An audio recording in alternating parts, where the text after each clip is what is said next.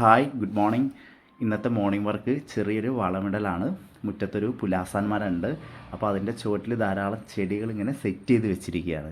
Cryptanthus കണ്ടില്ലേ, ഇതുപോലെ Cryptanthus എനിക്ക് ഭയങ്കര ഇഷ്ടമാണ്. പല കളറുകളിലുള്ള ക്രിപ്റ്റാന്തസ് ആണ് ഇതിൻ്റെ ചുവട് ഭാഗത്ത് ഇങ്ങനെ സെറ്റ് ചെയ്ത് വെച്ചിരിക്കുന്നത്. അപ്പോൾ ആദ്യം അതെല്ലാം ഒന്ന് മാറ്റി വെക്കണം. വളമിടുന്നതിന് മുന്നേ എല്ലാം മാറ്റി വെച്ചിരിക്കുകയാണത്. ഇതെല്ലാം ഈ ഒരു പുലാസാൻ്റെ ചുവട്ടിലുള്ള ചെടികളാണ്. ഇപ്പം എല്ലാം മാറ്റി, ഇനി കുറച്ച് ഭാഗം കൂടി മാറ്റാനുണ്ട്.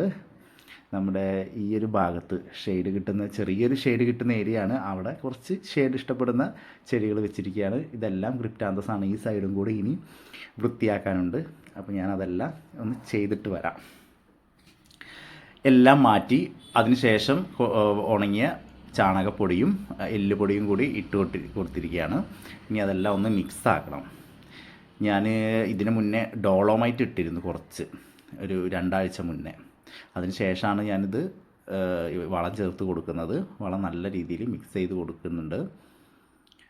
എല്ലുപൊടിയും നമ്മുടെ ചാണകപ്പൊടിയാണ് ചെയ്തിട്ടുള്ളത്.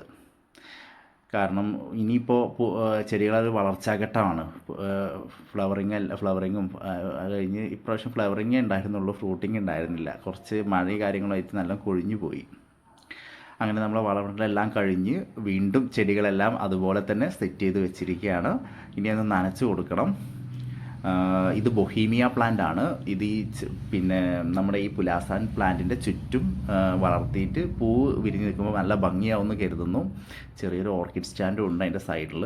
അപ്പോൾ ഇതാണ് ഒരു ഫൈനൽ ലുക്ക്. ഒരു ചെറിയ പോർഷനാണ്. Thank you.